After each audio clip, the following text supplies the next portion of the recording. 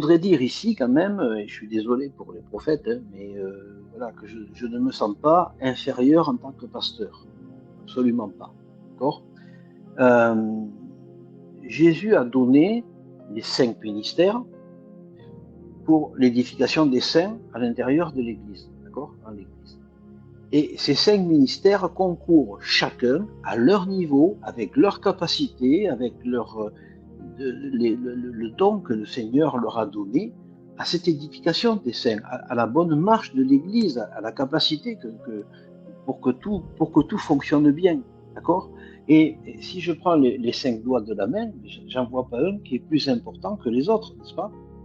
Alors certes, le pouce qui symbolise l'apôtre, il peut travailler avec chacun des autres doigts, ça lui est facile, et c'est peut-être pour ça qu'il a un rôle de liant, un rôle de coordination, hein, un petit peu de l'ensemble.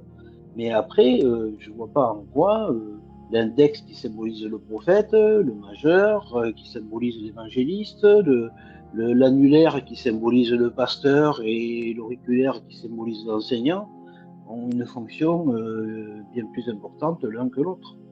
D'accord. Donc, le prophète a sa place, une place, voilà, à l'intérieur de ces 5 ministères.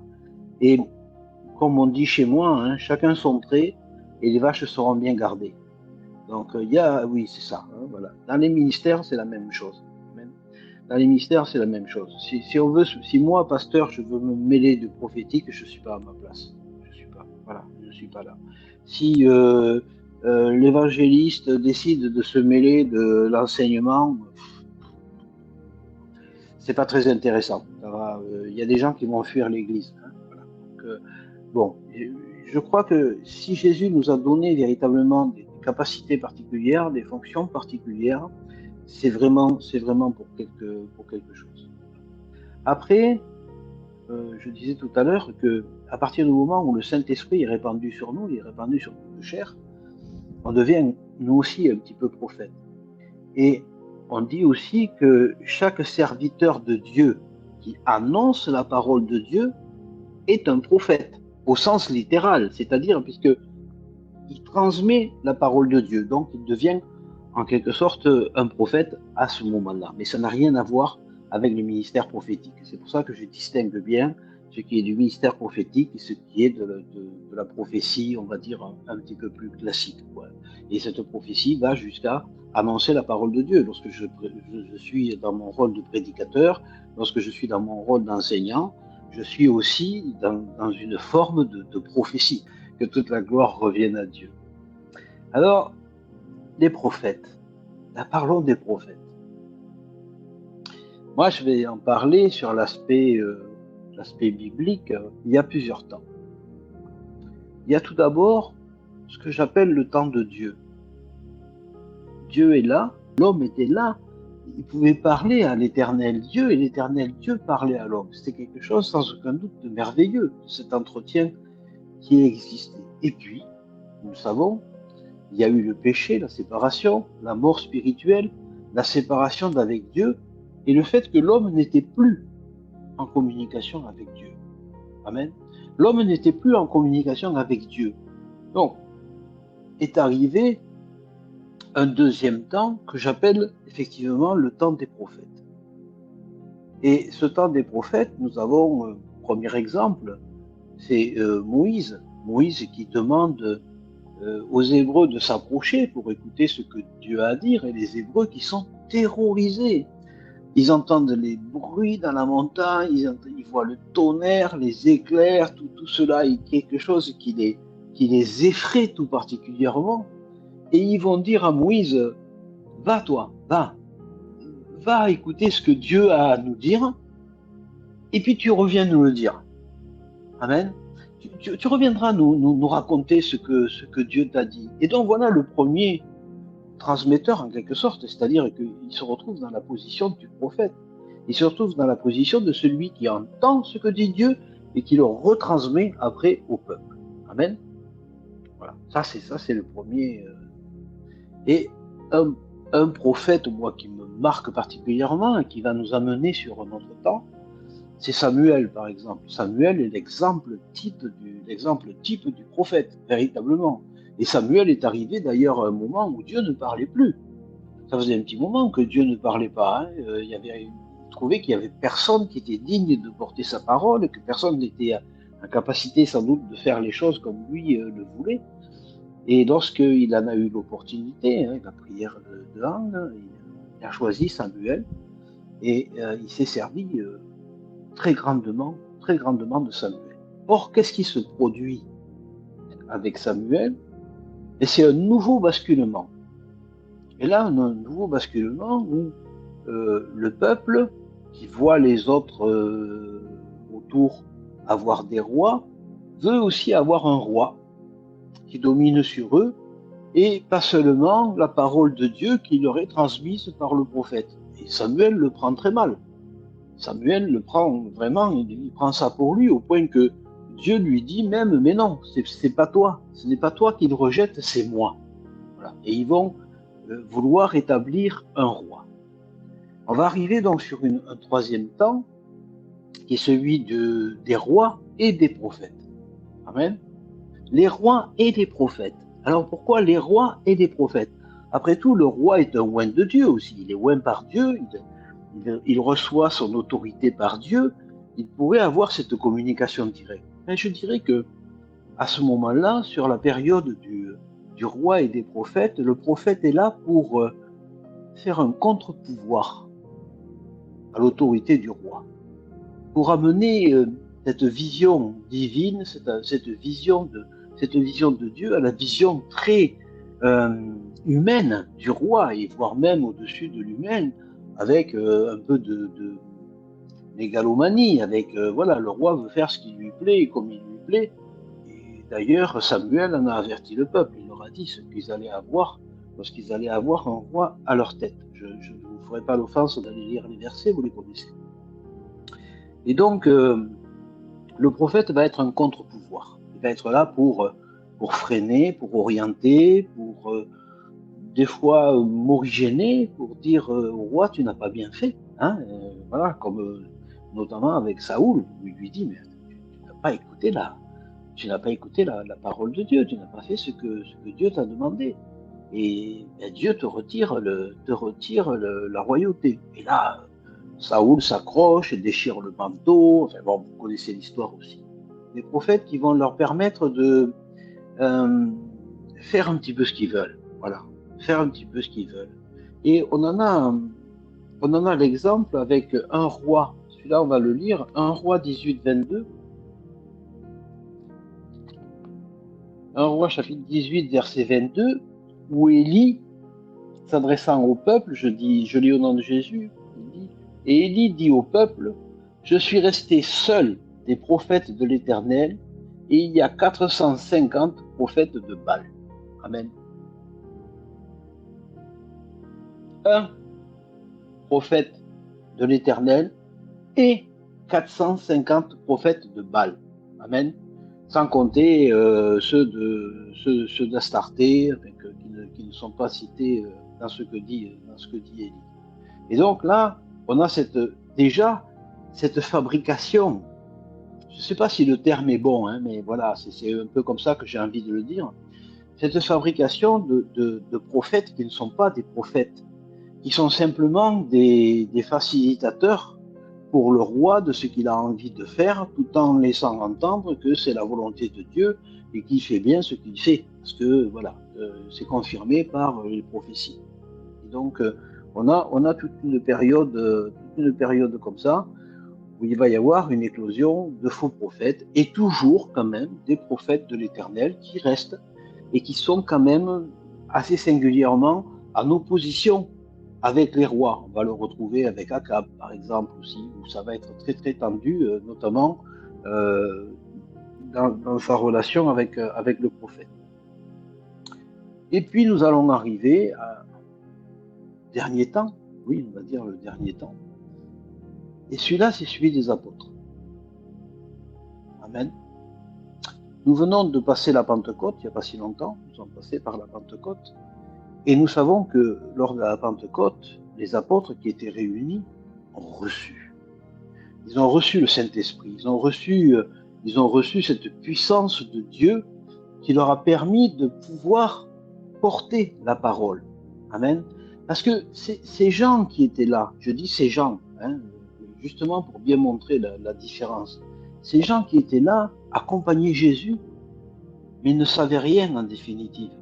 Ils étaient avec Jésus, mais ils n'avaient pas compris grand-chose. Ils n'avaient même pas compris qui il était véritablement. Le message n'était pas là, le message n'était pas disponible véritablement. Et lorsqu'ils ont reçu le Saint-Esprit le jour de la Pentecôte, alors là, tout a changé. Tout a véritablement changé. Pierre qui ne parlait pas, Pierre qui était, je dirais pas ignare, mais enfin qui n'était pas vraiment capable de pouvoir parler, a reçu à ce moment-là un pouvoir de conviction qui fait que énormément de monde se sont convertis dès qu'il a ouvert la bouche. Amen. Et qu'est-ce que nous dit justement Pierre ce jour-là? On est dans Acte 2, le verset, oui, à partir du verset 15, c'est Pierre qui parle et qui s'exprime, puisque la foule qui est là, vous voyez les apôtres s'exprimer en langue, parler des langues différentes, etc. Et ils pensent qu'ils sont ivres. Je lis au nom de Jésus. Ces gens ne sont pas ivres comme vous le supposez, car c'est la 3e heure du jour. Mais c'est ici ce qui a été dit par le prophète Joël. Dans les derniers jours, dit Dieu, je répandrai de mon esprit sur toute chair, vos fils et vos filles prophétiseront, vos jeunes gens auront des visions, et vos vieillards auront des songes. Oui, sur mes serviteurs et sur mes servantes, dans ces jours-là, je répandrai de mon esprit, et ils prophétiseront. Amen. Amen. Il y a un changement. Le prophète qui était chargé de transmettre la parole de Dieu directement au peuple, ce n'est plus le prophète qui s'opposait au roi pour être un contre-pouvoir au roi, c'est l'esprit prophétique quelque part qui est donné à toute chair, qui est donné à tout un chacun au travers du Saint-Esprit. Et c'est une capacité qui nous est donnée, voilà, pour peu que ce soit l'occasion qu'on a la manifestation. Il y a notamment, on le sait, dans des églises, des gens qui ne sont pas prophètes. Ils ne sont pas du tout prophètes, mais qui à un moment donné vont prophétiser, poussés par l'Esprit de Dieu. Ils vont annoncer des choses à leur corps défendant. Hein. Ils ne sont pour rien là-dedans, ils n'ont rien prévu de faire ni de dire, mais ils vont être poussés par l'Esprit pour annoncer quelque chose. Donc là, après la Pentecôte, l'esprit est disponible. Cet esprit-là, il est disponible et la prophétie peut venir un petit peu de n'importe où. Mais alors, qu'est-ce qu'on fait des prophètes? On arrive maintenant aux prophètes aujourd'hui. Qu'est-ce que nous faisons aujourd'hui de ceux que nous appelons prophètes et qui ont le ministère prophétique? Parce qu'il faut bien distinguer ceux qui sont capables de prophétiser à certains moments et ceux qui ont véritablement le ministère prophétique. Ce sont deux choses complètement différentes. Moi aussi, saisi par l'esprit, à un moment donné, je peux prophétiser. Ça ne m'arrive pas souvent. Je suis peut-être assez résistant à ça, je ne sais pas. Mais je pourrais. Mais il y a aussi de véritables prophètes. Je suis dans l'église avec un véritable prophète. Un jour, il a annoncé en pleine église, ça n'avait rien à voir avec ce que nous étions en train de prêcher ou autre chose, qu'il voyait le drapeau du Gabon baigné de sang. Tout le monde était mort de rire dans l'église. Hein. Tout le monde rigolait. Le Gabon, non, c'est tranquille, il n'y a aucun souci, il n'y a aucun problème. Franchement, c'est du grand n'importe quoi, etc. Bon. J'avais noté, parce qu'il faut noter les prophéties, n'est-ce pas? Parce que les prophéties, ça se vérifie.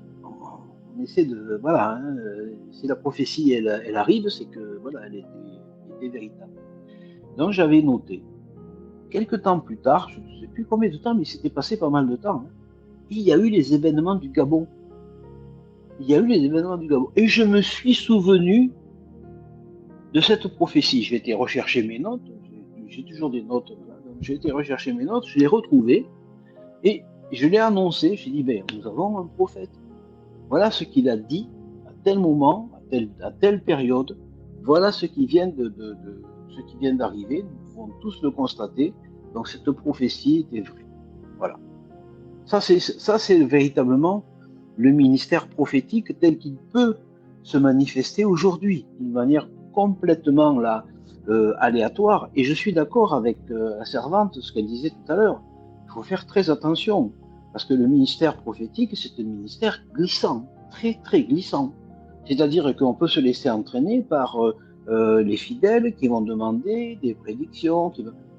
Il faut qu'ils restent chez le marabout, hein. Il faut qu'ils restent là où ils étaient précédemment. Le prophète n'est pas fait pour ça. Et le prophète, par esprit de, je sais pas, pour dire, oui, mon ministère, quand même, je suis là, je suis pas là pour rien, je suis pas là pour regarder le plafond, regarder des toiles d'araignée, donc poussé par les sentiments, poussé par l'envie aussi des gens qui le sollicitent, qui lui demandent des choses, peut être amené à donner des prophéties qui ne viennent pas de Dieu, mais qui viennent du cœur. Voilà. Des choses qui viennent des sentiments, qui viennent du cœur, et qui, bon, ma foi, celle-là, oui, il y a de bonnes chances qu'elle ne marche pas. Ou si elle marche, c'est par un autre phénomène. J'ai une formation de psychologue complète, je suis psychologue en titre, et je sais que l'être humain est capable d'aller vers ce qu'on lui a annoncé. C'est-à-dire que s'il a quelque chose, une perspective devant lui, il va tout faire pour que cette perspective puisse s'accomplir. L'exemple que je donne souvent, c'est la jeune femme dans l'église à qui on dit tu verras ton mari, il va apparaître, il sera comme ça, il aura une cravate verte, etc. Machin. Elle ne regardera jamais un homme qui a une cravate rouge. Eh oui. Donc, de fait, elle a éliminé une partie des possibilités. Et elle va se concentrer sur l'autre partie. Et petit à petit, par un jeu de segmentation, elle va finir par se retrouver sur ce qui a été annoncé.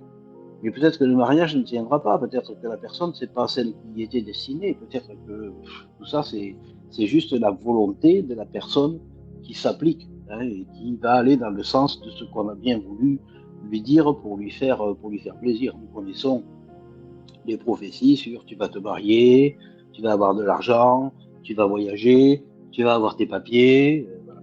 Voilà. Même à certains moments, j'étais très agacé dans l'église parce que je me suis même dit à un moment donné, mais je suis là pourquoi moi? Pourquoi je suis là à l'église en définitive? Je viens chercher quoi? Je viens chercher quoi? Un problème de travail, j'étais marié à l'époque, je n'avais pas de problème pour le mariage, des enfants. Qu'est-ce qui me manquait pour que je sois là en définitive? Parce que si je regarde ceux qui viennent rechercher quelque chose comme ça, et qui viennent chercher cette prophétie sur ce qui va devenir de leur vie, etc., je n'avais aucune raison d'être là. Et puis la réponse est venue tout à fait naturellement. J'étais là pour Dieu. Eh oui, j'étais là pour Dieu. J'étais pas là pour moi, j'étais là pour Dieu. Alléluia. Voilà. Et donc, je racontais ça dans la voiture alors qu'on rentrait de l'église, et un frère chantre qui était là derrière, il a vraiment, ça l'a frappé. Il m'a dit, Jean-Louis, tu as dit quelque chose qui a changé ma vie. Tu as dit vraiment quelque chose qui a changé ma vie. J'ai pris conscience, moi aussi, j'ai pris conscience de quelque chose. J'ai pris conscience d'une recherche que nous faisons souvent et qui n'est pas bonne, et quelle était la véritable raison, et qu'est-ce qu'on devait rechercher. Gloire à Dieu. Donc, tout ça pour dire que qu'on peut vite se retrouver à faire à la divination, mais